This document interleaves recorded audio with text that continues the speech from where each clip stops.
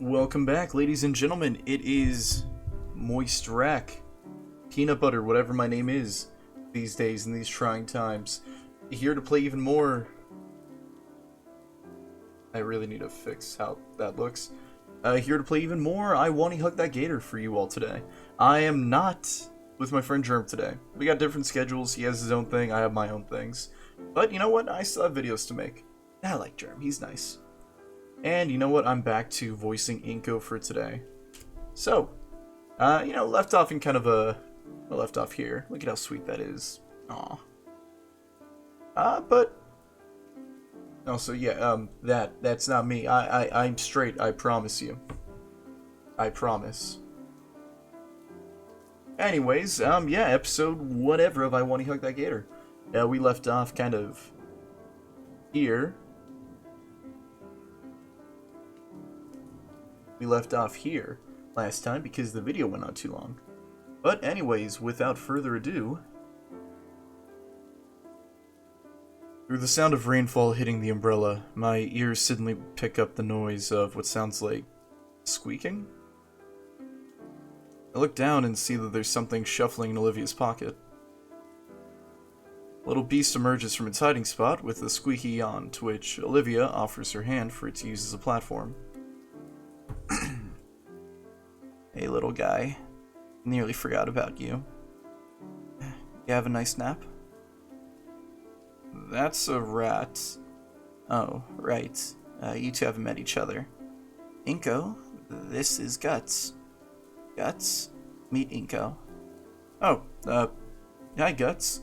You know, I knew a Guts once. He was a possum. He was living in Possum Springs, actually, which is kind of funny. I awkwardly wave at the apprehensive-looking rodent. Olivia lifts Guts to her shoulder gracefully, like her hand is an elevator for him. You brought him to school?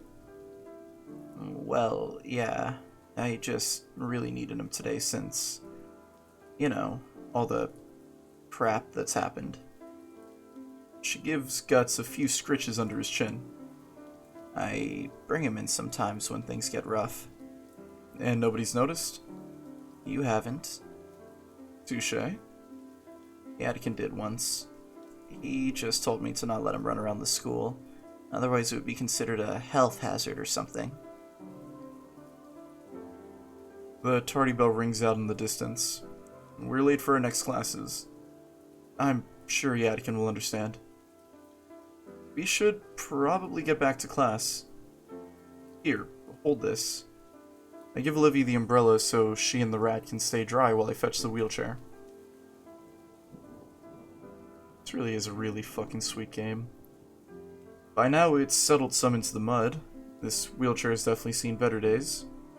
After wiping off the mud and pooling water the best I can, I make my way back. Thanks. She offers the umbrella back, but I make sure to hold it above her. I keep the wheelchair steady with one hand as Olivia climbs into the seat, using her tail to help herself up. Aww. We stand in the rain in silence for a moment, only sharing content glances. So, what do we do about the contest now? That's a good question. Ben was there when I saw my name on the painting, and he already went to tell someone. So, like you said, no harm, no foul. What about your own submission? I ruined it. I scratched the back of my head. It wouldn't have won anyways, it's just a picture. Oh. I thought it was pretty okay. Hearing those words from Olivia sends a strange flash of heat to my face. It's not unpleasant, but again, those honest words from her really do cut through me for some reason. Thanks. A loud squeak draws my eyes to Guts as he stands at the top of Olivia's shoulder. You too? A wiry smile stretches across Olivia's face. I think Guts means it's... I think Guts is saying it's actually so-so. Hey! Cut him some slack, Guts. Inko didn't have any time to make anything for the contest. He's got some high standards. Yep. That's why I've gotten so good. The sheer absurdity of it. I don't know which of us broke first, but our laughter fills the air, heard only by us as the rainfall cuts off all other noise. So, now what? I don't know. I don't want to go yet. I'm still pretty worn out. Worn out. A smile crosses my face as a wicked idea comes to mind. Well, too bad. What? I walk around behind Olivia, grinning like a mad idiot. Inko, what are you doing? Inko! Inko! Red tries to follow me as I stand right behind her chair. I figured that pushing your chair around is really tiring, so how about I help you out? Olivia blushes and looks away. Fine, but just for today.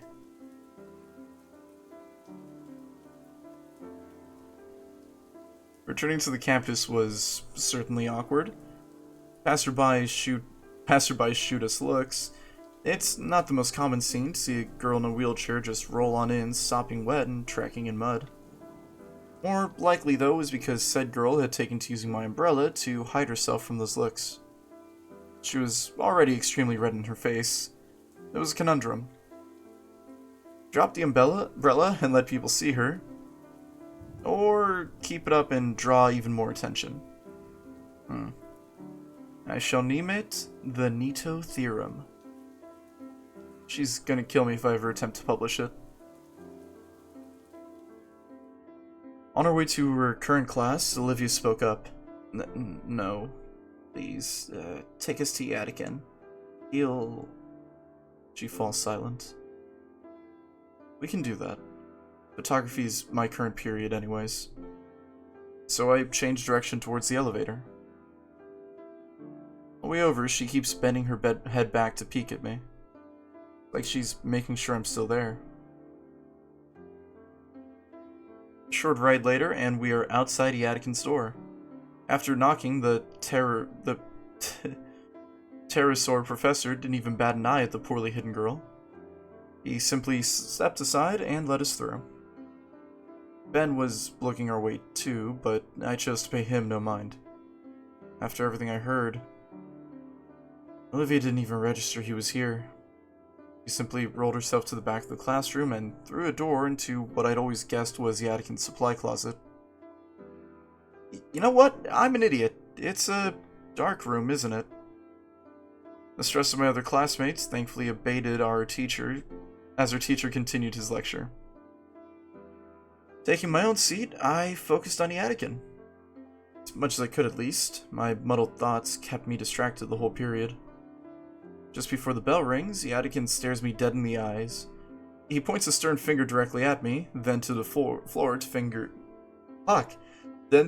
to signal, you. Stay.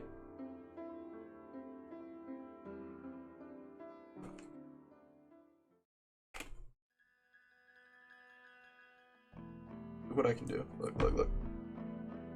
Yeah, baby. Ow. Once everyone else left, he closes the class door and locks it. So, care to explain? Explain, sir? He opens the door in the back and signals Olivia to come on out. You see his guts. Mud, the drenched clothes, the declaration of sanctuary.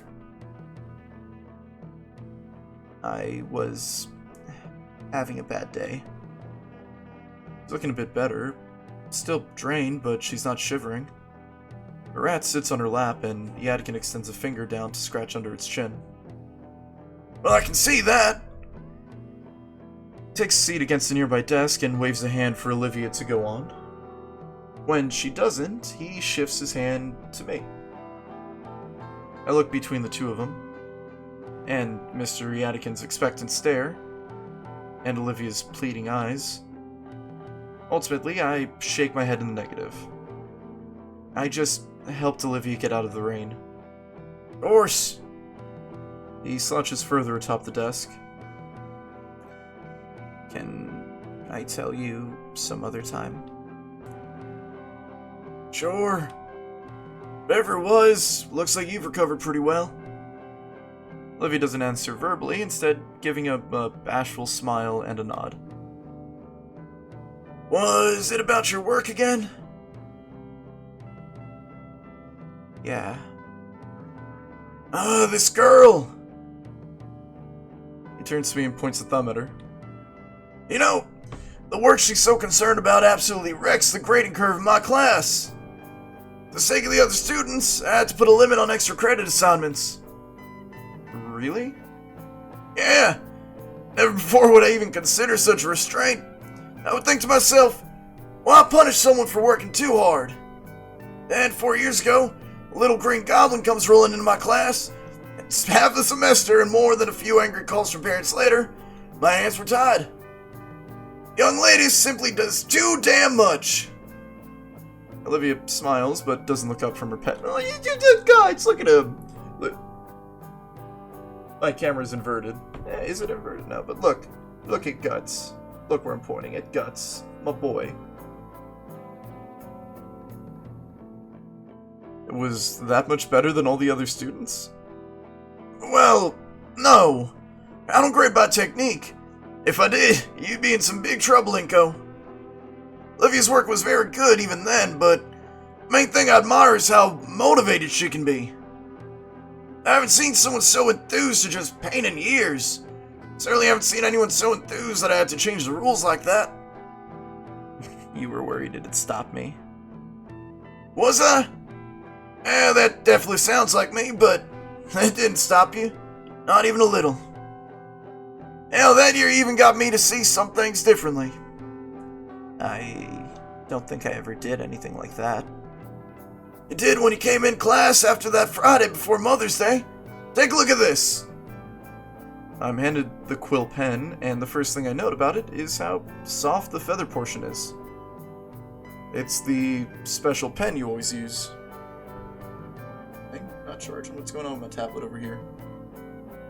It's actually from my wife, Abigail. Whoa. Inspecting it closer, I can now see more of the intricate details. From the faded engravings on the shank to the maintained but worn points. The feather and brass still show signs of wear, but the whole is well made and kept. She came in that afternoon with a whole stack of crumpled painting drafts, so frustrated she couldn't get it right, and so determined to make it perfect.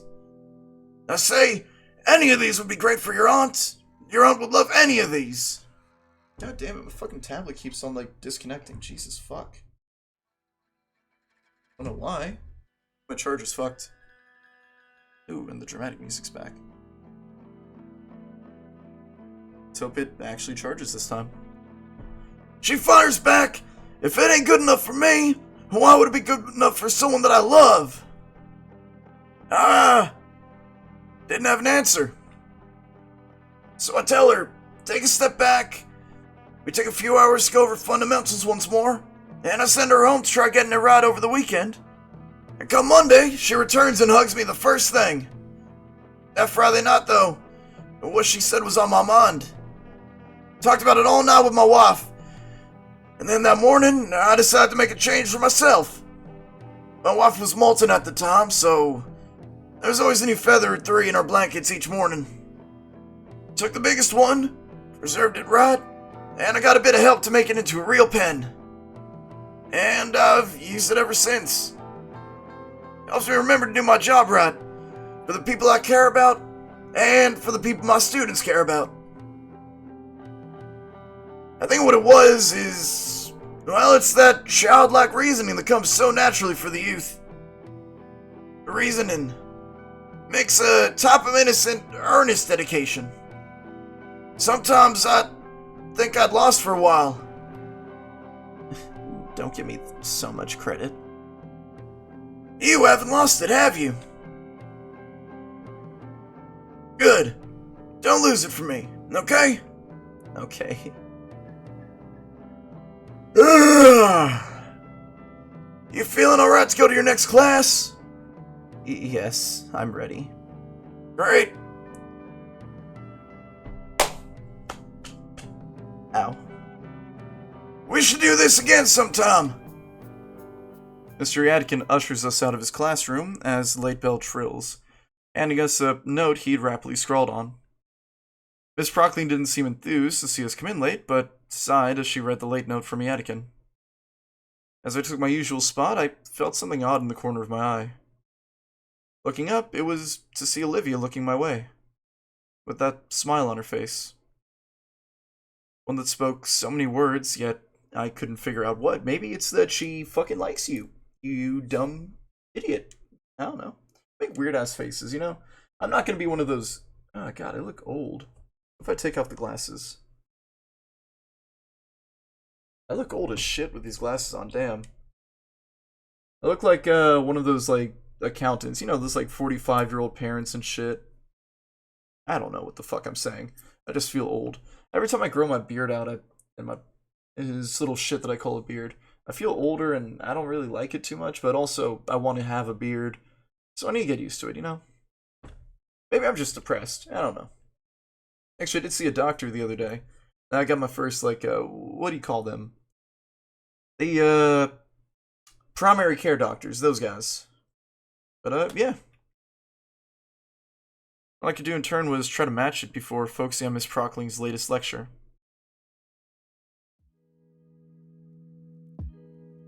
As more time passes, the art contest fades into the background. Last week, I had a scare when Principal Scalar called me to her office. I feared that they'd figured out what Olivia did and assumed I was part of it, just like she predicted. Luckily, that wasn't the case. Instead, she wanted to inform me that they had no leads as to who could have done the swap, and since it was tampered, it would need to be removed from the contest. No skin off my back, honestly. As compensation, she gave me one of the runner-up prizes. A coupon for some pizza from some Italian restaurant called Dino Mo's. Not the biggest fan of pizza, fuck you, but not a bad price to get after all this. How can you not like pizza? This game is an insult to everything that I am. What do you guys think, by the way? Do you prefer it over here, or... Fuck.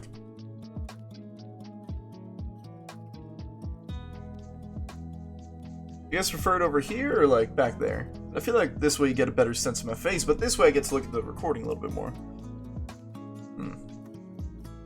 Yeah, I'll keep it there for now. Why not? That's what I mean. I keep looking here. That's where my OBS is kind of running off things, so I'm always, over here looking at things. So I should check, make sure there's no latency on the camera. Whatever. Fuck it. Save me for a rainy day, I guess. However, Olivia's utter prediction has come to pass. Though the official concerns over the contest were resolved, I'm getting new questions from my peers about my portfolio. My paint portfolio. They were never upfront about it either. When I showed off my photography work, they'd be mildly impressed at best. Then the runaround would start. Oh, yeah, these are nice, Inko. Not bad, not bad. But, what about what you did for the contest? I can't even really be mad about it, since it is just a misunderstanding. I mean, you could also have just said, like, oh, it wasn't me, mistake. I guess the less people who know, the better. While I'd tell them it was a mix-up when I could, I began to have a thought. What if it wasn't a misunderstanding? What if I was actually good at painting? And after working at it for the past month... Yeah, no, I cannot unfuck this. The past 3 weeks I've been staying after school, making use of one of the club rooms to practice. Shinko. Did you listen to any of the tips I gave you? Using everything I had at my disposal, namely the textbook from Mr. Yadikin and the how-to tutorials online, I'd stay as late as possible trying to get to the same skill level as Olivia. And as I stare at the horrid acrylic monstrosity before me, I can do nothing but weep at my own inadequacies. Not actually weep, but squinting at the Lovecraftian horror before me, I can maybe see a little progress drowning in the madness of the excess paints. Olivia made good on her promise to teach me around the time I asked Mr. Yadikin to borrow the keys to the spare room. And while I did memorize all of her teachings down to the letter... What am I even looking at? Are you trying an abstract sort of thing here? It was an attempt at a self-portrait, actually. Could probably post it online and some rich asshole would buy it. Is that good? No. Never trust the opinions of people on the internet. I learned that the hard way. After a brief period of awkward silence, I let myself collapse on the stool behind me and toss off the oily apron in frustration. At this rate, I'm gonna be a double fraud or something.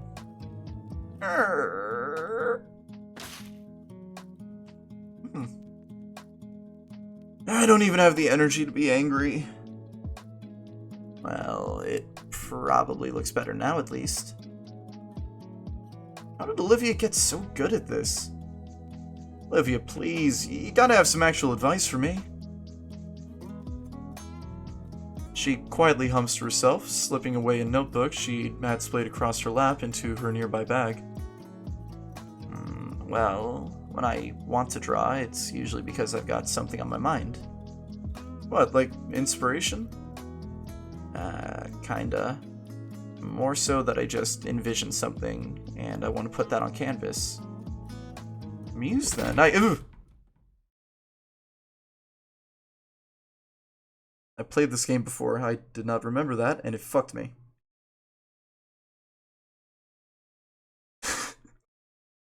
The door of the studio flies open, and Damien quickly storms inside. Anko! Olivia! Are you guys here? He takes heavy breaths as his vision darts around the room. After a moment of surprise, I raise my arms to catch his attention. Damien, what's wrong? The hyperactive Dilophosaurus spots me, taking a final breath before jogging over. Guys! I need to ask you something! What? Is everything okay? Is something happening? Can't help but panic. I've never seen Damien this flustered. Did something happen to Keith? To Jimmy Gibbs Jr., perhaps? You want to come to the arcade with me and Liz?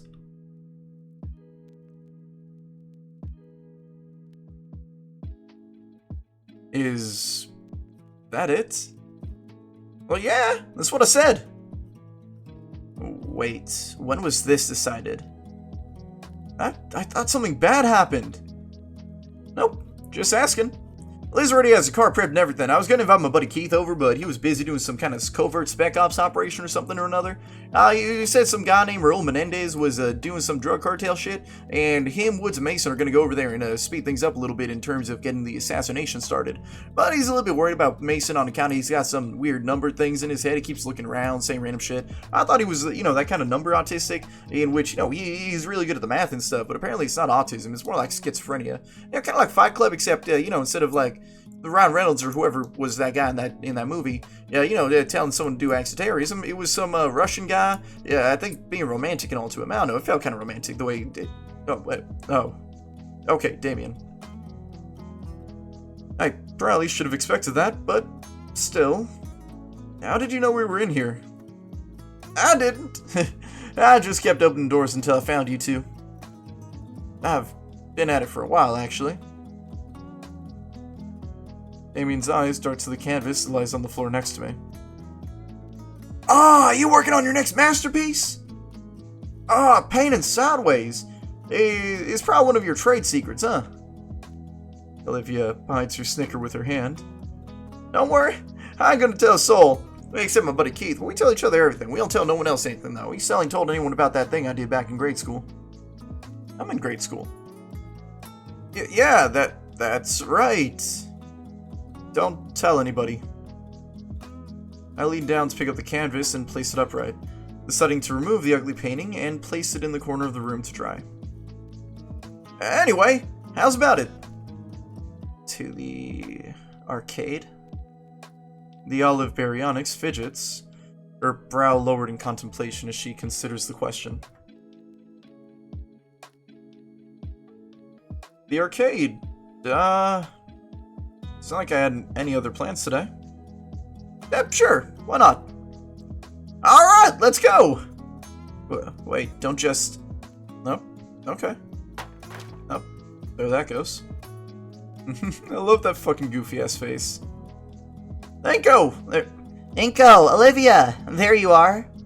Damien was taking so long to get you, so I was about to come find you myself.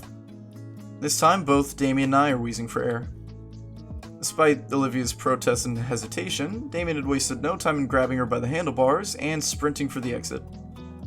I chased after them, all the while Olivia screamed like a banshee as she was pushed through the hallway at breakneck pace. Yeah! Just,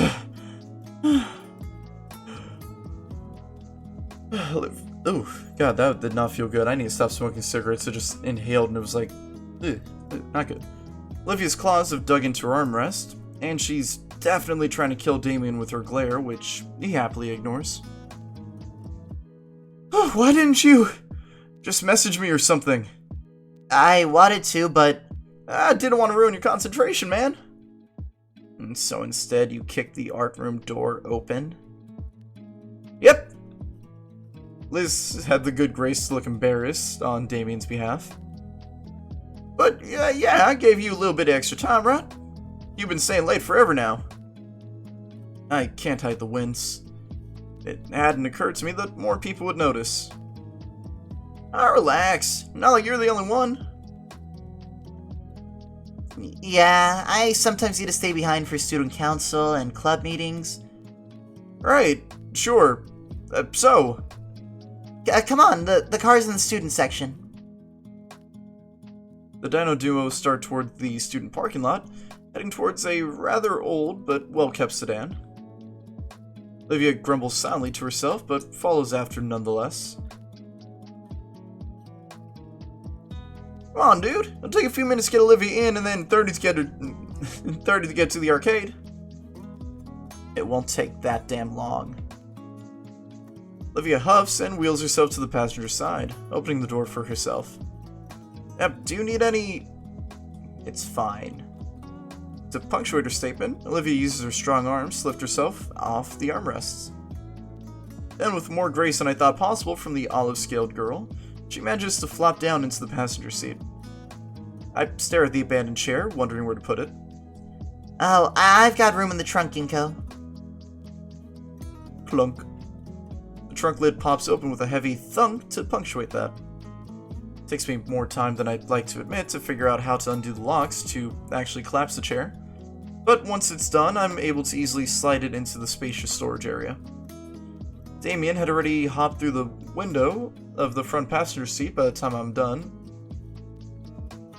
Okay. As if he'd practiced the maneuver. Clack, clack, clack. I simply open the door behind Liz's seat and watch as a pile of soda cans empty onto the pavement below. Oh, sorry. Those are from this morning. I'll just toss them in the back seat when I'm done. I'm surprised Liz doesn't make you use a bag. I do. Damien pulls out an overflowing plastic bag as if it were a trophy. Why haven't you tossed all those bottles out already? I'm saving them for a project about recycling. Plus, I'm also going to use a couple of them for a sculpture. Saves me the trouble of going out and finding aluminum. I can drink as much soda as I want. Man, I love cola. You know, there's one time I went down to the store and I went to go grab some cola, but this goddamn maniac, he wanted the cola before he would open up some goddamn gate.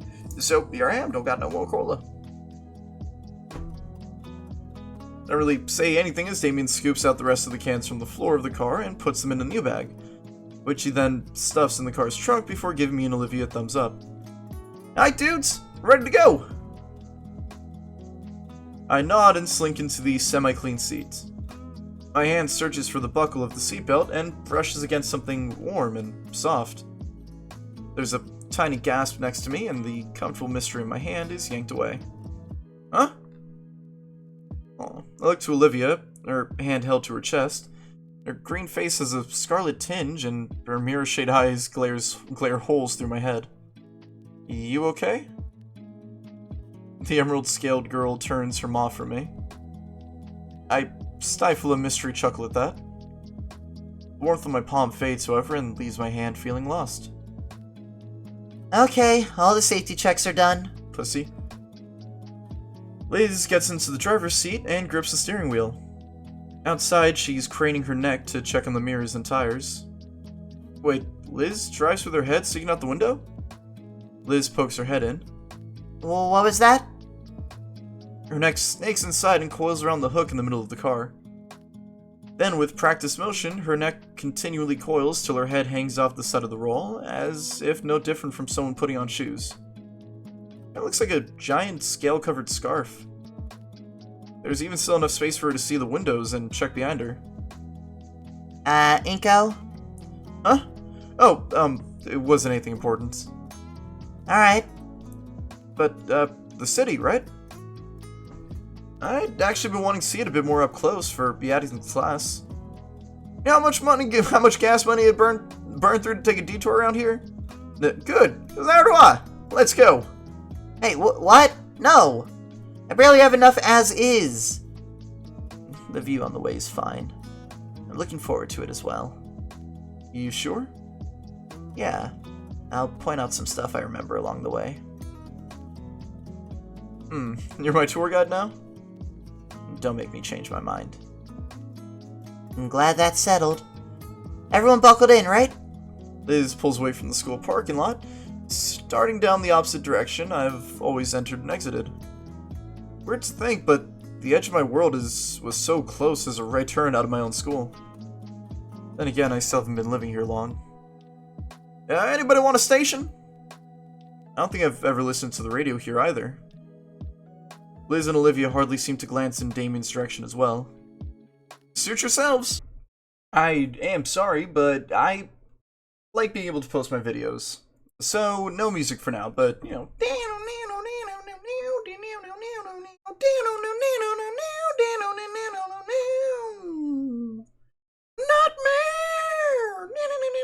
Nightmare! That's your music. Within the span of a few seconds, the natural ambiance of the road is replaced with the loud sound of decades-old rock music, sending vibrations throughout the car and everybody in it. I did a good enough job kind of portraying it, not to brag, but... Just as it comes, however, it stops as Liz haphazardly yanks the volume knob counterclockwise, tuning the music down to a bearable level. Damien frowns for a moment, but he doesn't seem to contest her decision. What the... I turned off all notification stuff except for messages and calls, and between all the people I messaged, there's only one who isn't inside the car. Checking the screen, I see... And a song request, man? Seriously? I dunno, Damien, so long as it isn't twangy country music. Sure. Wait, you've been texting? How long? Since like the first week of school? What the fuck, dude? Let me see your phone. I hand it over, open on the contact creation page. She taps the first few numbers and pauses. Then sheepishly yanks her phone from her coat pocket. She doesn't know her own number? Yeah, maybe she doesn't give it to a lot of guys. You don't know that. You could be the first. Stop being a bitch. I turn this... I like better dark. I like that more. Yeah. Olivia finishes tapping her number in and hands it back. She's entered herself as Live Long. Sounds vaguely oriental. Test. Yep, got it.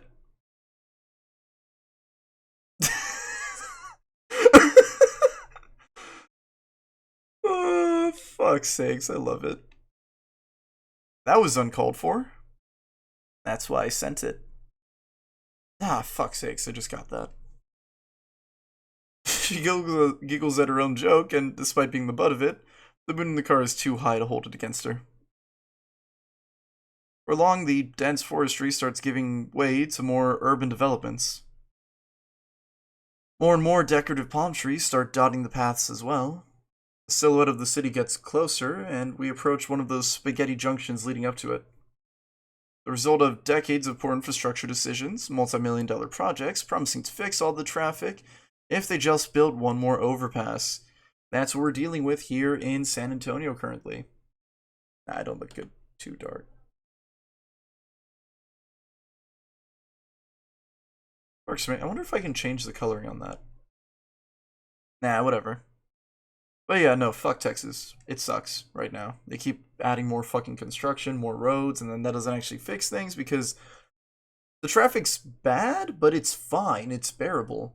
But then they do construction and it's like, oh, thanks, you are turning my 25-minute commute into a 45-minute commute so that he can turn it into a 15-minute commute 15 years from now.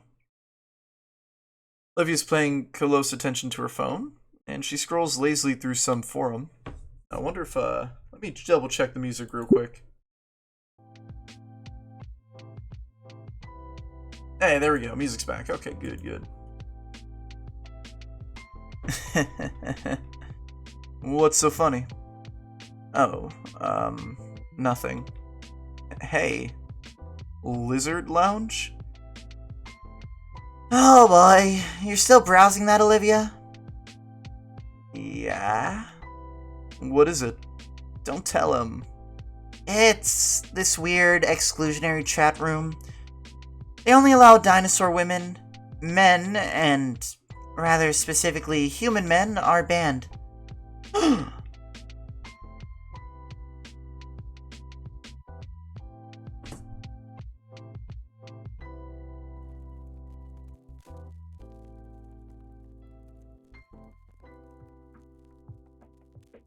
Racial segregation?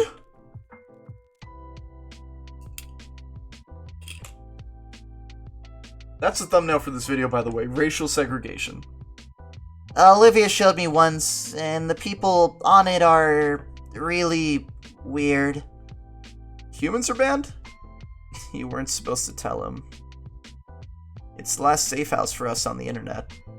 I think there's probably better places for that online for you to associate with. Tell me about the racial segregation. You know, this one time my buddy Keith, he was racially segregated on account of, he had a criminal record and could not be within 100 feet of a school. Yeah, you steal one car, kidnap one child by accident. It was a mistake. It was an honest goddamn mistake on my buddy Keith's part. He was just trying to steal the car. And you know what? Actually, fuck the parents. Because you know what? They left 3 toddlers in the backseat of that car. But, you know, all of a sudden, now he's the criminal for it. He's a goddamn hero, I say. I mean, he did take them as far as Mexico. And it was actually kind of nice coming-of-age story where he was trying to get him back. It was super sweet, but, you know, instead of the typical thing where he brings them back and everyone's happy and, you know, the parents are like, oh, we don't want to press charges, and he gets to learn a lesson. He just went to prison for a good couple years. Yeah, released on good behavior, though. It's not racial segregation. It's just how it has to be for our safety. Some dino girl can be doing anything and at all, and there's always at least 3 guys in the comments saying, she looks like... Don't say it. They also really bring down the quality of the site.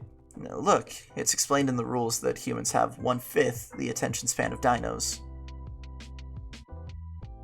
Liz groans while Olivia shows me her phone. The graph is blurred to hell, and I can't make out most of the text. I don't know how I feel about all this. This feels racist. What's not to get, Inko? Think about it. You're in history class. It sucks. So you just remember, wait a second, I'm human, and you stop listening. Yeah, my buddy Keith's also human. I like humans a lot. Now, my buddy Keith, he says he don't got that much of an attention span, which I don't think he does, because a lot of the humans I meet around, I met these 3 other humans once. Yeah, Nick, Rochelle, and Coach. And, you know, just every time I try to tell a story, they just interrupt me so rudely and stuff. It's because humans don't really got that attention span. But you know how it is. I wish I could do that. According to Lady Hitler here, you can. I just made him sound like Goofy. I made Damien sound like Goofy. That could work, but no, I like Ellis better.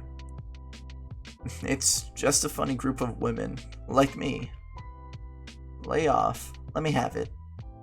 You don't really believe that stuff, though, do you? Not really.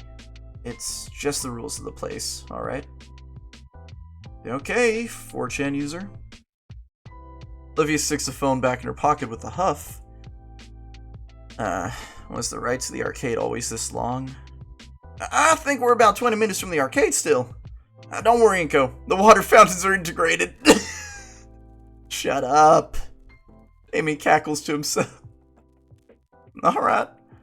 I hope this place still sells those hot dogs for $1. You know, I heard Costco, they wanted to increase them hot dogs from $1.25 to $1.75, and someone threatened to kill a man over it. I would have killed that man. I would have fucking murdered a guy if he dared increase the price of the Costco hot dog. There's no way anyone anywhere sells hot dogs for $1 anymore. Yeah, but they did. It was great. Liv and I would save our lunch money just to go there instead after class. I don't think I'd trust it if it were still that cheap, honestly. You ate a dog off the floor once. That's different. I would eat a hot dog off the floor. Damien fills the air with old tales of his and Olivia's adventures in the arcade. She'd occasionally chime in to correct him on whatever over-embellishments. The last remnants of suburbia melt away and skyscrapers overtake our view of the outside world. Finally, I'm in the big city. New York City, where dreams can come true. Here we are.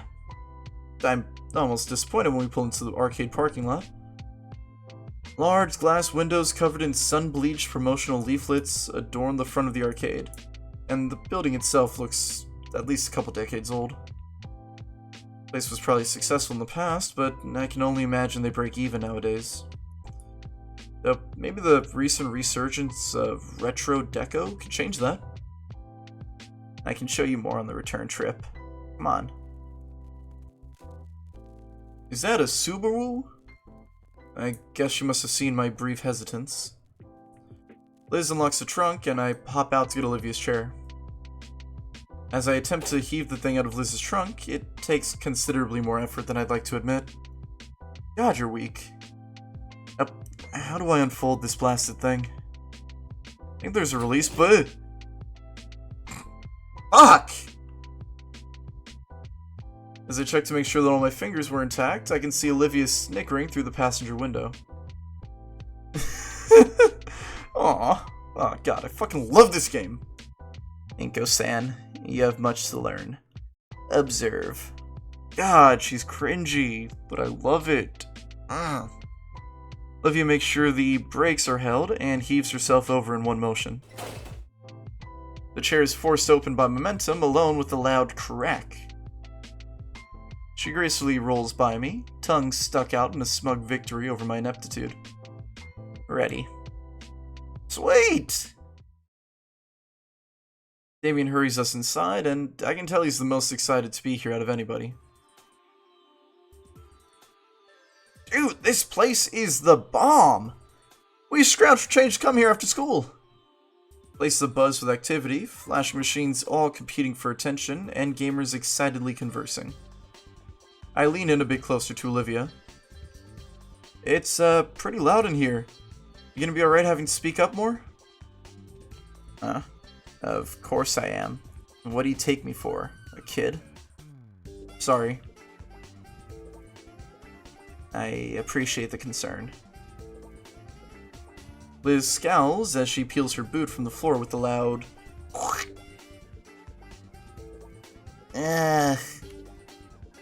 Damien, you could have warned me about... Damien's taken off toward a nearby coin machine, fistfuls of bills at the ready. I could have told you too. I've been here before. So why didn't you warn me about the stickiness? Liz's head lowers to bridge of snoot pinching levels. Well, you two did kind of drop this on me at the last minute. But I still remember the place pretty well. Great, you can show Inko around, and I'll go with Damien. Liz meekly puts her...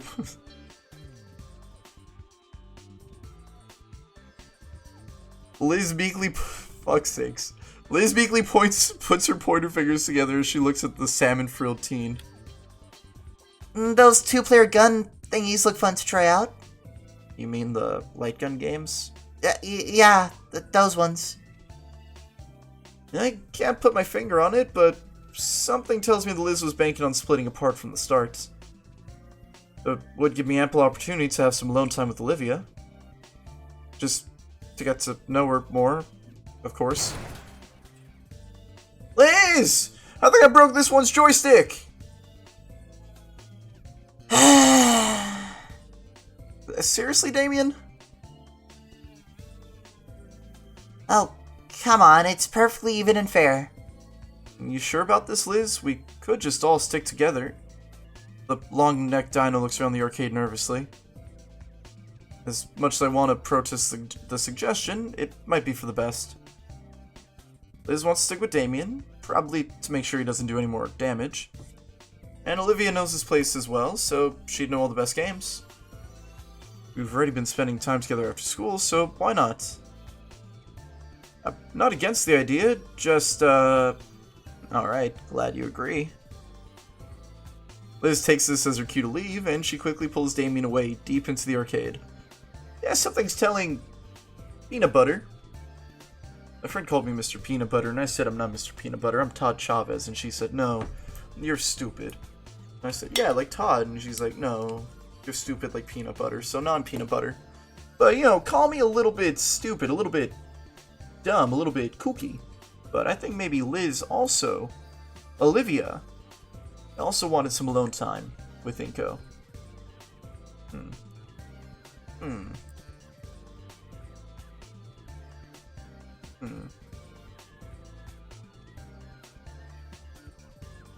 Yes. Hope you like watching my content. Meanwhile, Olivia begins to roll ahead, but stops and gives me an annoyed look. Come on already. Right. As soon as I step closer, Olivia resumes her casual roll down the aisle. Olivia's eyes seem distant as she looks over the various game cabinets in the room. Silver irises dancing to and fro, and a soft hum resonating from her mouth. I try and follow where her gaze lingers, but she seems to be constantly drifting to something new every other moment, while deep in her own thoughts. As we carry on slowly, the creeping awkwardness in my stomach gnaws away at me. I have no clue what to do right now, and the point of this excursion was to relax. Feels rude to interrupt her, but she definitely knows better than me. Say, Olivia. My voice brings her back to the current moment with a start, her hands maneuvering her chair around to look at me fully. What game should we try first? The baryonyx shrugs her shoulders. Anything. Okay then, how about one of your favorites? My favorites? Yeah, you used to come here all the time. I'm sure you've got some you prefer. The look of surprise from her is quickly hidden by her turning her chair back around. Fine. My favorites then. My favorites. She pushes her wheelchair with purpose towards a particularly large screen in the corner. Looking at it closer, there's a large block connected to it, and a dull, multicolored stick hanging off the sides with wires. Oh, damn it. Look up at the title above the screen. Ruin Robbers. The more I look at it, the more I see where splotches of fresh paint barely cover the poorly done marker graffiti. Olivia's pout is so prominent as she glares at the base of the funny-looking block before the screen. They updated it. So it should be better then, right? Her pout breaks, transforming into a depressed frown as her eyes seem to gloss over. I follow her gaze to the metal plate at the base to try and better understand. The machine looks pretty well maintained if you ask me. Something wrong with it? They added a foot pedal for the cover action. I test the plate, feeling it stick down and noticing the video demo on screen changes to a screen with a bunch of ass with numbers next to each instance. This sucks. Olivia's hand curls into a fist as she glares at the machine. A twinge runs through my chest when I look back to the frustrated Dino Girl. One aspect of her favorite pastimes has been changed in a way that almost robs her of it. The thought strikes a painful chord in my heart, though I know I had zero hand in the game update. All the same, to see the clover-scaled girl look so morose. I turn my eyes away to my feet, the sensation leaving as I do, and a flash of brilliance overcomes me as I look at my loafers. Hey, I got an idea! I know what you're gonna say, and the answer is no. So you're willing to give up just because you can't play it easily? Yes. Olivia's response leaves me a bit floored. Her hateful eyes leer venomously at her former favorite game. But I know my idea will work. Okay, you play then. Haven't you been paying attention? I will handle the pedal work. Olivia's words are left hanging as she tries to visualize what I'm saying. Her confused gaze wanders between me and the flat rectangle on the floor. The whole time, she looks so goofy I have to withhold a chuckle in fear of her clawing me. She must have realized, though, her cheeks bear a red hue as she snatches the light gun from the cabinet. Fine. One game. She looks at the light gun in her hand and takes a deep breath. You better do your job right, Inko. I give Olivia a nod, and she wheels herself right next to the arcade machine. Gimme. Reaches out for my hand and goes to take it before I can respond. She takes it for a split second, and then moves down to grab my wrist instead. There you go. Your scales are soft and cool. Hit the pedal when I squeeze, capiche? How dare you fucking just, like, denote me? I'm Italian, you son of a bitch. I nod in affirmation, and Olivia blasts the start button into pieces. When I say blast, spice. Hey, not so tight. Dude, hit the damn pedal. It's like playing with controller lag. Inko! Sorry! Holy fuck, this is worse than I remember. Hi, it's me. I'm the guy that makes sense. Here you can see I put the respawning enemies in front of a place you're forced to cross. I came up with this idea while eating a fucking bird. I don't even want to staple my ears to me. Fucking damn it! Not again! Ugh! This game sucks. You want to play again? She's a bit intense. When Olivia finally released her grip on my wrists, I feel the blood rushing through the imprint she left.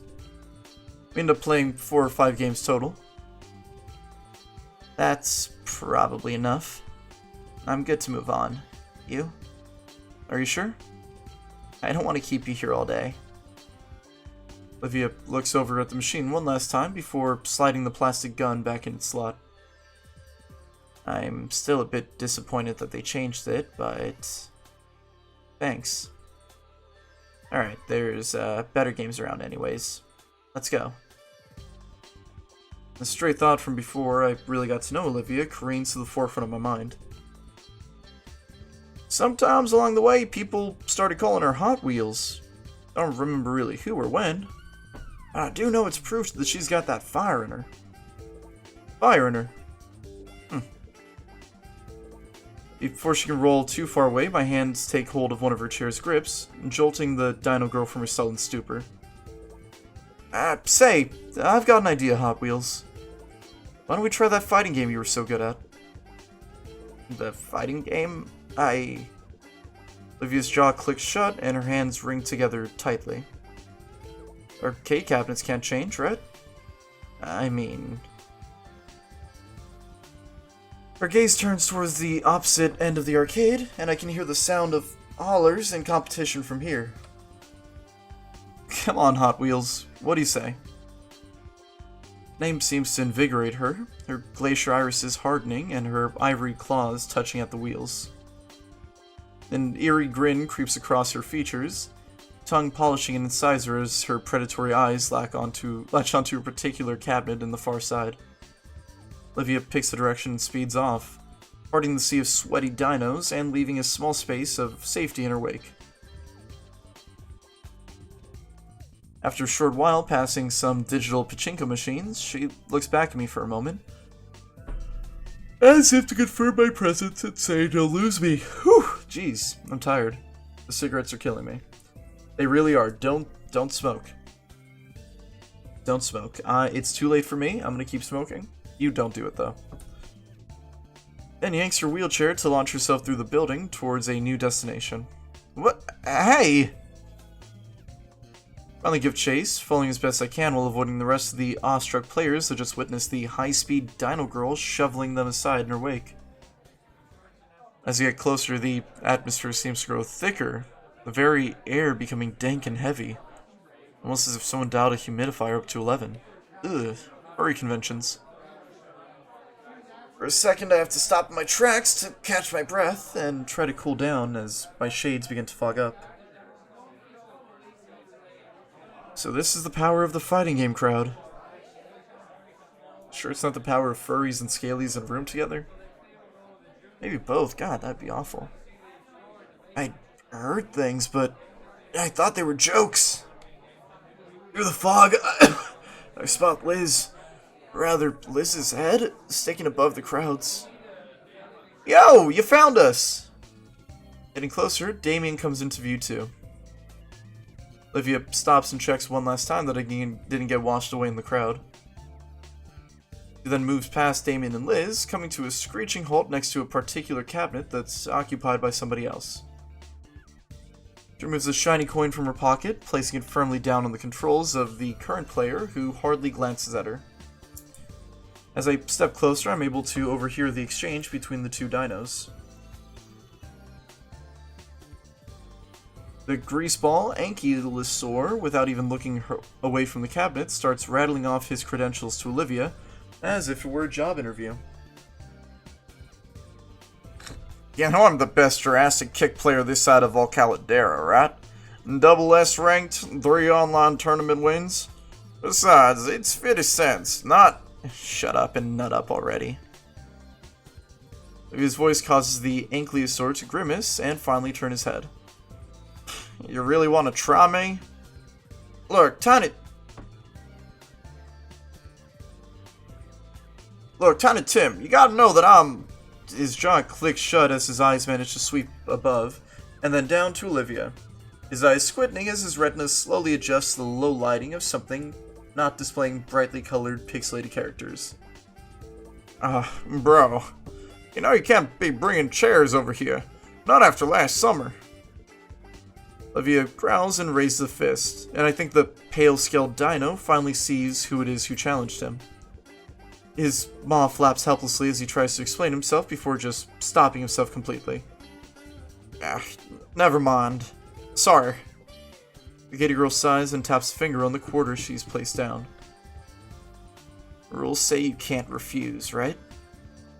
His head tilts in confusion.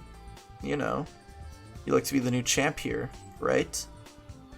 But yeah, I get... And this is the champ's cabinet, right? Damien's come over by this point, followed closely by Liz's head. Champ's cabinet?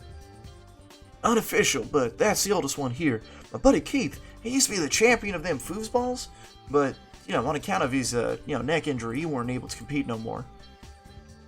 But that machine's been here since the dawn of time. It's like sacred or something. I look over the old machine, the paint on it chipped and positively covered in marker ink, to the point that the only legible thing on it is a very juvenile edit to the game's title. Jurassic Kickers? This thing? Yeah, man. They don't let the head honchos actually use it. If you're spotted trying without credentials, you end up headbutted. That's bull, but I believe it. Look back to Olivia, who's having a withering stare down with the squat guy she challenged. Look, lady, I'm a big deal here. Buster, oh nuts.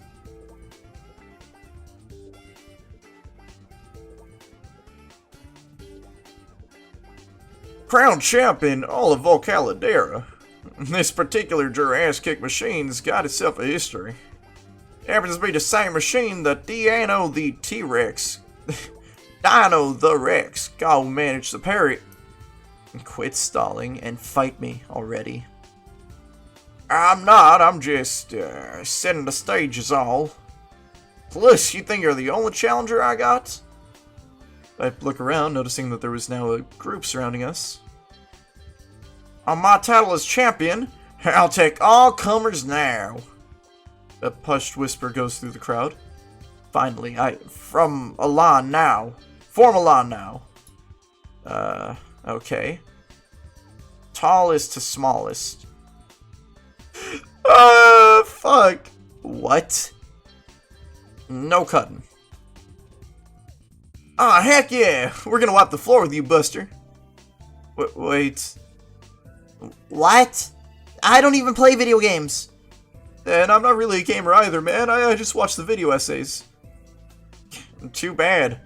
Consider the blood tax. Blood for the blood god. I want to protest further, but Olivia's head turns towards me with a pleading look on her face. Besides, you think I want to put my hands on that thing? Who knows where...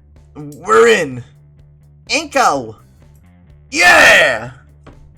Now come on, Liz, won't be that bad. I ever tell you about the time I had to take 24 gas cans and fill up Jimmy Gibbs Jr.'s race car just to get out of the mall? Yeah, the security guards were kicking me out of the mall, but, regardless, I still managed to get out of that mall lickety-split. And it's gonna be the exact same thing. He said, we're gonna beat this guy to shit and back, I tell you. Just like me and my buddy Keith. Actually, my buddy Nick, Rochelle, and Coach. We actually made it pretty far, but then we got stuck in this place, but holy shit. There was this goddamn arcade with the peanut in it. I forgot the name of the peanut, but it was a goddamn good arcade, except there was clowns, and Nick was afraid of clowns, but he didn't want to. Ellis. Shh, me. Shush. I miss Germ. I don't have Germ here to tell me to shut up. That makes me sad. What the fuck is behind? Oh, that is my jacket. Come on, Liz. Won't be that bad. You're still by the brachio booth, right? Hold tight, I'll come get you. Maybe it pushes back through the small group around us. Following Liz's deck to find the rest of her. Her head swivels around and gives chase. They're pleased to not have to play falling on deaf ears. Brachio booth? The arcade's claustrophobic, so brachiosaurs will tend to bump into everything, including each other. There was some lawsuit, so now there's a few platforms placed where people like her can sit and reach everything. Even some water fountains attached. Oh, so there is... segregated water fountains, apparently. Doesn't stop things from getting tangled when there's multiple, but, it's something. Huh. Lore. In the end, Liz must have relented because she shuffles up to the rest of the group. Fine, let's make this quick. Liz reluctantly steps forward towards the arcade cabinet, and a crooked smile forming on the self-proclaimed champion's face. It doesn't take long for Liz to completely lose. The large ankylosaur's hands move like a blur as they dance across the controls, pummeling their digital opponent into the ground. As boastful as he was earlier, he at least proved that he was skilled at Jurassic Kick. The screen displaying perfect after only a minute against Liz. Liz crosses her arms and starts heading back to her old seat in the booth, head and toe with a pout. Buster leans back against his clasped hands to make a show that it was no big deal. Next victim. Damien struts to the cabinet and jams his hands into his pocket for his change. Is there a whole piggy bank in there? I haven't seen your group around here before. Tourists? Huh? Oh, nah. Liv and I used to come here all the time. Jeez, life's been tough, So, we got some friends come along this little trip down memory lane. Lighten the mood a bit. This place hasn't changed much in the years either. Aha! He hoists the quarter high and jams them in the slot. Once more, the screen lights up and the character's selection music busts in. Buster considers his selection, and ultimately chooses the same character. Damien... Fuck's sake, stop doing that! Damien jams on the button and picks his right after, and... What's with the death glare? Damien just picked a counter to his character.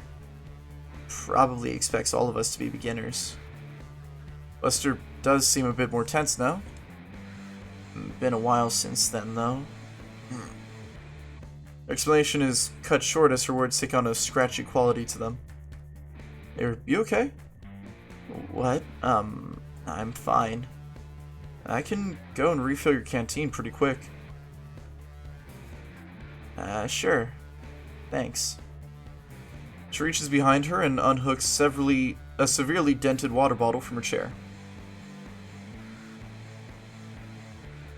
There's something to look into for Christmas. That Buster guy said there was water by the brachio booths. Though I can't imagine the water here is very good. Christmas? What am I thinking? I haven't gotten anyone a gift like that before. Focus, Inko. You're just getting some water. Head deeper in the arcade towards the center, passing through the aisle lit by game screens. You guys done already? No, just refilling Olivia's bottle. I guess I'm gonna miss Damien's match. Say, Liz, this sticker here, what is it? Red comes in close as she eyes the weird brand on the canteen. Oh, that's from some really old show. Like, back in the 90s old. Why? Just curious is all. Well, I never really asked Olivia about it. Maybe I should. After all, I think I recall watching a video essay about it once. I hate that I also watch a lot of video essays. God, I love Your Favorite Son's kind of whole thing on Silent Hill. I tried playing it though and I could not get into it. I tried with Silent Hill too. I can never really get into older stuff. Animation always looks so choppy.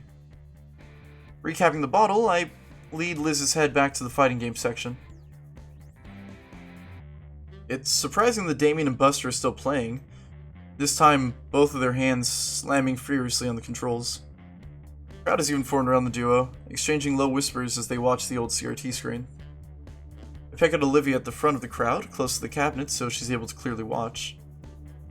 She's hyper-focused to the point that when I switch the bottle in front of her face, she just leans over to keep watching. Evil it is, then. I hold the canteen above her muzzle and carefully tip it over until a few drops fall onto her face. Her tongue laps along her lips and swipes up the nourishing droplets before glaring at me. Hey. Here you go. Fresh from the latrine. R. She takes the bottle and downs most of it right away before clearing her throat. Thanks. How's Damien's match going? Well, he's getting too aggressive. He is? Yeah. Buster picked a rushdown character, so Damien picked a zoner to keep Buster at a distance. Problem is that zoners are notoriously bad when it comes to footsies, and they're even worse with mix-ups, which means that if Buster is able to get into Damien's hurt box, he's gonna get super punished and might even lose the set in a single... Wait a second. I'm human. So Damien has to keep his distance. It's not looking good for him, but he's probably... Oh, crap! Olivia and I watch from the sidelines. Over the next few seconds, Buster pulls off an impressive series of movements that crushes Damien's character into the ground. I just use Bowser and I like beat them until like, I get them like knocked down 1 health, and then I spend the rest of the game grabbing them and fucking like just suicide diving off the edge. My favorite thing. Oh, wait. Almost like he was waiting for us to get back. Wow. He actually knew how to play. Buster jams an accusing finger my way as though to mark me for death. You.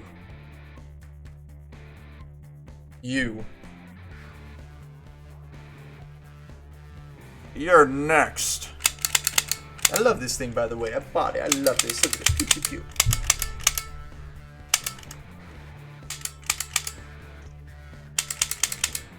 I don't know if that's loud or not, but fuck you anyways. You're next. Damien's expression carries a hint of disappointment as he steps away from the cabinet, but he quickly peps up and reassumes his usual jovial self. Just me and Olivia left. I nervously step up to the cabinet. A plethora of characters in various fighting poses stare back at me, each with their own promises of victory. I recall an old saying Coach Solly had said, "If we do not know what we are doing, then the opposing team certainly cannot anticipate our future actions." I tap my joystick over till the large question mark in the middle of the screen is highlighted, to the astonishment of the spectators and my visibly nervous opponent. The game begins, and my opponent, beside me, seems exceptionally calm as he manipulates his controls. Compared to me, trying out every button and stick input to figure out what the fuck I'm doing. Unlike Damien, who at least looked like he was holding his own against the bloated Buster, I was getting the digital shit kicked out of me. Every attempt I made was met by my character being grabbed and thrown in some ridiculously elaborate way. By the time the perfect announcement plays out on the screen, I can feel my wrist cramping from the crazy amount of button mashing I'm having to do in under a minute. At least I lasted longer than Liz.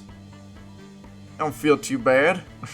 I am the best here after all.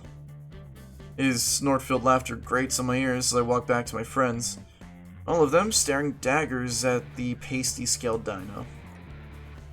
The rest of the crowd are in an uproar along with him, and I can feel my ears heat up at the attention. Livia's eyes are narrowed as she wheels herself into position, her tail lashing roughly against the ground as she waits for the laughter to die down, and her turn to finally begin. Buster chuckles to himself while cracking his knuckles. I just finished wiping the floor with your friends while hardly breaking a sweat. Just so you know who you're really dealing with, I'm Buster Nut, achiever of octaves in the annual Jurassic Wisconsin A tournament, demolisher of Icaria and second best player of the 07-12, and co-leader of the Midwestern branch of the Mighty Mammoth Gamers Guild. You won't look bad for ducking out. Are you ready to get busted?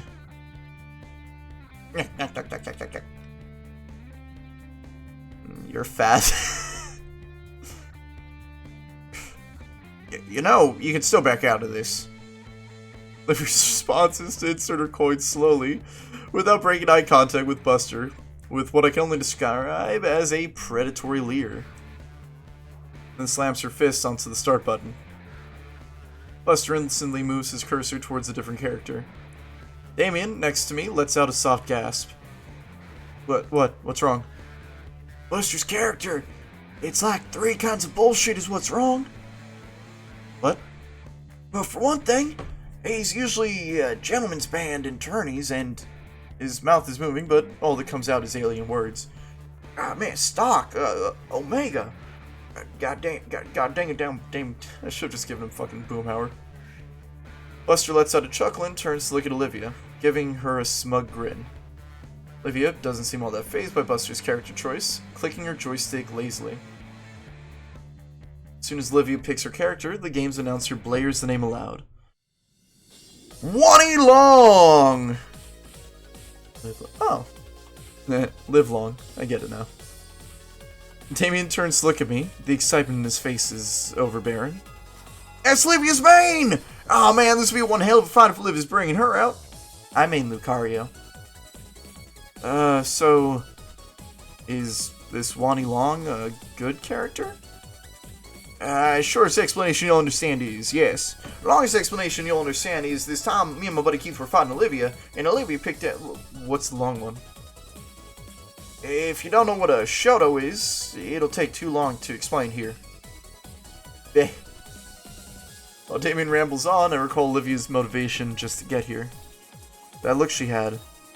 That, more than anything, piqued my curiosity. So, how good is Olivia with her? Damien's only reply is to give me a wide, big grin. You'll see! A loud soundbite from the cabin speakers signals the start of Olivia's match. Given the way Damien spoke of Olivia's skills, like it was derived from an ancient scroll, I expected it to be a flurry of pixelated beatdowns and tactful controller play. But instead it looked like... nothing at all. A large display of both characters are just shifting back and forth, the joystick in Olivia's and Buster's hands, clacking about furiously. Honestly, it looked more like they were attempting to make their digital avatars tap dance. Oh! Did I miss something? I don't want to turn my eyes away in case anything happens. Nah, like, they're trying to get a read on one another. It's like they're trying to predict what the other will do so they can counter and steal the match. Oh. So, like, they're sizing... There's a heavy crack and thump on the floor in front of me. Olivia's tail lashed at the base of the cabinet, while Buster's Agamizer had managed to crack into the concrete floor beneath him. On screen, the characters finally made contact, and sent each other flying in opposite directions. Behind me, the crowd started cheering, finally excited that there was some actual action happening. Damien is hollering next to me, cheering on Olivia with all his might. Maybe this is the thumbnail. But I like racial Okay, this is the thumbnail to make up for what I just said. Though the excitement dies down again as the duo resumes their cyber posturing, my eyes darted between Olivia and Buster. Olivia is completely absorbed in the match, and her eyes are wide and full of killing intent. Buster, on the other hand, seems like he can barely contain his fury. 10 seconds on the clock, Olivia comes in clutch, punishing Buster's character with an impressive string of attacks. Manages to get away with a single pixel of health, just as the time limit runs out. Winner! Wani Long! The crowd goes Buster nuts as Olivia's victory is announced. And you know what? I can't help but cheer along with them. Olivia slumps back on her mobile seat and lets out a sigh before returning to her original position. Buster lets out a snort, twists and stretches his neck, and cracks his knuckles before once again gripping the controls tight. Round 2! Clash and Trash! The crowd returns to a more silent stare of observing the match closely. Only low murmurs as they gawk as the two highly skilled players. The words passed around reach me, attempting to draw my eyes away. Weird for him. Surprised they're not doing the... Is he playing with her? Come on, Olivia! Damien's shouts above the rest of them nearly blew my eardrums, but I shared his sentiment as the stylized characters exchanged simple blows. The timer continues to tick down, Buster once again being put on the defensive. With how the previous bouts went, Buster always had control with a cutthroat level of offense, but I didn't think of him being this passive. The countdown once again hits 0, and this time with Olivia's character slouching the feet, and the crowd cheering again, though less enthusiastically than before. You got this, Olivia! Just one more win and you'll be champ again!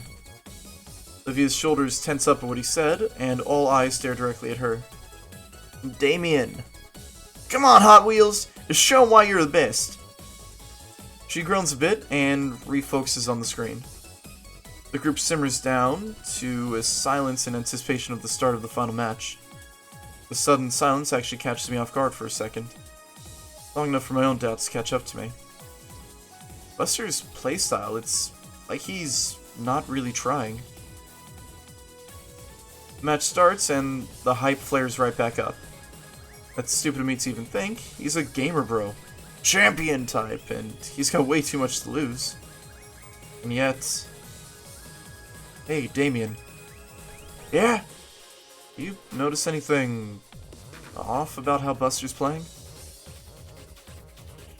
You noticed it too. Guess I'm not just paranoid then.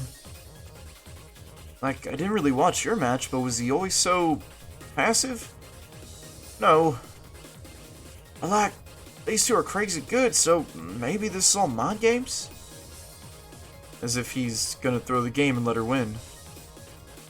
We glance back at the ongoing battle happening on screen, and I take notice of Buster's hand movements. As Olivia launches her character into a furious combo, sure enough, Buster hesitates just enough to let his hider get hit by the first blow. That's brilliant timing. This is crazy. Huh? Then it hits me all at once like a freight train. The way Buster was looking down at Olivia, how he didn't want to take her challenge, all the excuses he was giving. He's a virgin. But also, he's throwing the whole match, isn't he? Do I have his hair? Hope I don't have his hair. Damn it! Even here, Olivia was right. Damien, I think he's taking it easy on her. You think so? Takes a moment to ponder what I said. Damn. Even here. That's what I was thinking. Should we do something? What? Interrupt the match? Everyone else is having fun. The crowd whoops again. Like, now it sounds a bit different. Hollow. Mocking. Damien's frills sag with concern as he turns to me. What we came here for is a good time. If she can't tell, what's the harm? Jeez. You know what I mean. Yeah, I do. I hate that he's right. Could stand up for her. I mean, just being there for Olivia when Mia was getting on her was pretty alright. That was a while ago, I just don't know. Look over to the crowd again, and the match is about halfway done, judging by the remaining health pools.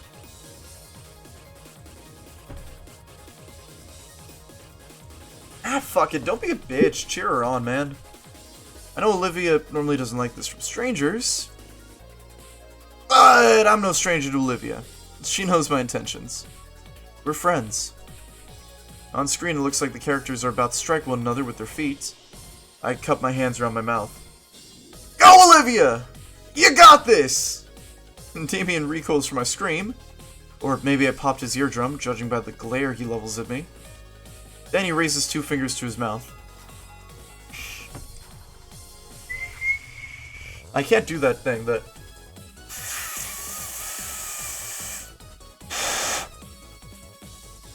Wee! Whistle noises.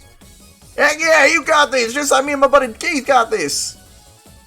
Even Liz tries to join in, shouting down at the crowd with her own cheers. Ah, you know what would be cool? You can do it, Hot Wheels! Yeah! Go, Hot Wheels, go! Olivia flinches and turns her head to look back at us a bit.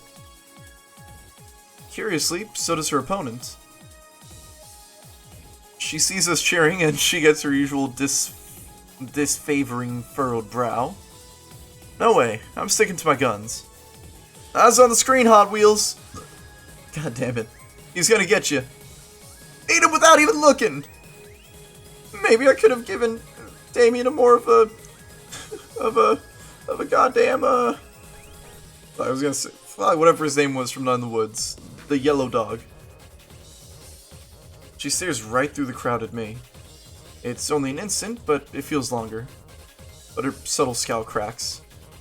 Then it completely folds into a smirk back at us. She faces back to the screen with renewed vigor. Buster shakes his head to snap himself out of his own slog. Looks like he was only intending to lose by a little, but he's picking up the pace now. Only... time! Match time's out. Urgh. Dang. Wanna go another round? People need a winner.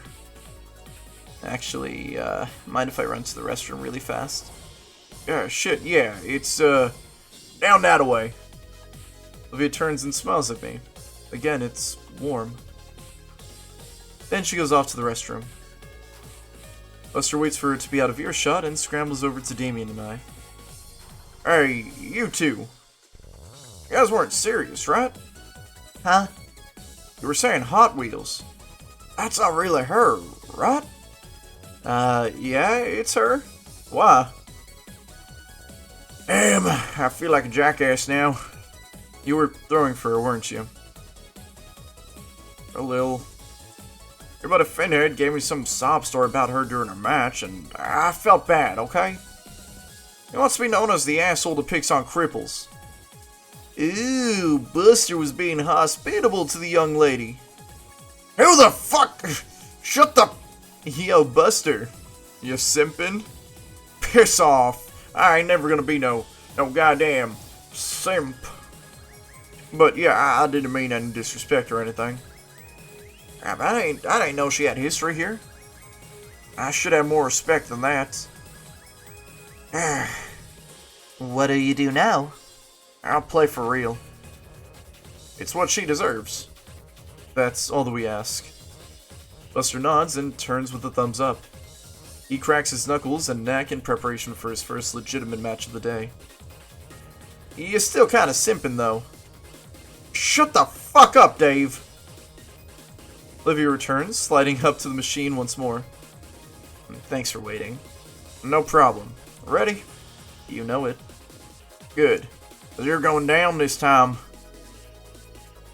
They give each other one last competitive leer before putting all their focus on the screen. Just as before, Buster chooses the OP character, and Olivia picks Wani Long. As soon as the endgame announcer yells, "Fight!" Buster immediately goes in for the kill. The total opposite to how he was playing last match.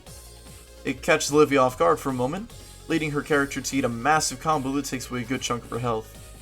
True to his word, he isn't holding back this time, for Olivia's sake, dealing her the same level of beatdown brutality gave to the opponents before her. This seems to only invigorate her, putting her skills and hands into overdrive. Even though Buster is going at full force, Olivia still manages to get Wani Long to land a few punches and kicks, along with evading some attacks. The crowd seems to notice the reappearance of Buster's lethality, causing an uproar of cheering and whoops. Damien, of course, follows suit. "You got this, Hot Wheels! Kick his damn ass!" Can't let him be the only one, Rat. "Show him why you're the champ!" Unfortunately, not even Olivia could beat Buster's true fighting skills. And like his previous opponents, KO! Bold win! Cobalt. KO! Bold wins! The crowd is a mix of groans and cheers and excitement at the ill-fated defeat of Olivia. Buster crosses his arms, basking in his self-pride of beating the legendary Hot Wheels. Damn, you really handed my ass to me. Didn't I say I was kind of a big deal around here? Yeah. I gotta admit, you gave me a real challenge. I see why you were known as a champ. Thanks. If you're up for a rematch, you know where to find me. With that, Olivia makes her way over to us, a smile beaming across her face. Alright, who's next? We exit the crowd into more I'm sorry, I just remembered, I was in a Discord chat watching Despicable Me 4 illegally. Criminally. Pirated. And the whole time we just saw Gru and they were like, I was the one who said, "Oh my god! It's Inko!" And then they made me draw it, and then every time they would pause and say, "It's this guy, it's that guy," and they made me fucking draw Bustro nuts. Oh, god damn it. Wait, hold on, I have 3 cigarettes. Hold on, I'm cooking. Hold on. Holy shit.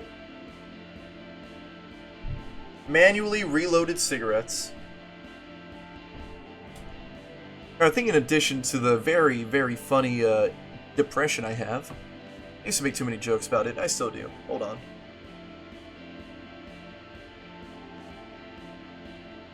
Alright, there we go. Nope, that's my Instagram moment for the month. I could smoke those. We exit the crowd into a more spacious part of the arcade. Ah, God, that was awesome, Liv! It almost as good as my buddy Keith! You really gave him a run for his money. I know, right? I know I'm a bit rusty, but the moment I got my hands on the controls and he gave me a real fight, I was so close to beating him. Despite having been outmatched and losing to Buster, she seems to be having even more fun than ever. I'm feeling all jittery after that fight. That's the gamer rush settling in you. Hey, you know they sell food here, right? We should go get some snacks to celebrate. I was smelling grease, so I was just assuming it was... He takes his own order and starts marching off in the other direction. Damien, wait for the rest of us! Food, huh? You know what? I could go for a little something. Yeah? It is getting pretty late. Come on, they went this way. Olivia starts plowing through the crowd once more. Oh boy. This again. I'll call it exercise. And with that, ladies and gentlemen, even though I don't want to, I do really want to find a decent stopping point. This is going to be it. We saw Olivia beat down the champion and then beat down herself, but it was all in fun. With that, thank you everybody so much for watching. If you like I Want to Hug That Gator, subscribe, you know. Yeah. That's all I gotta say. Goodbye.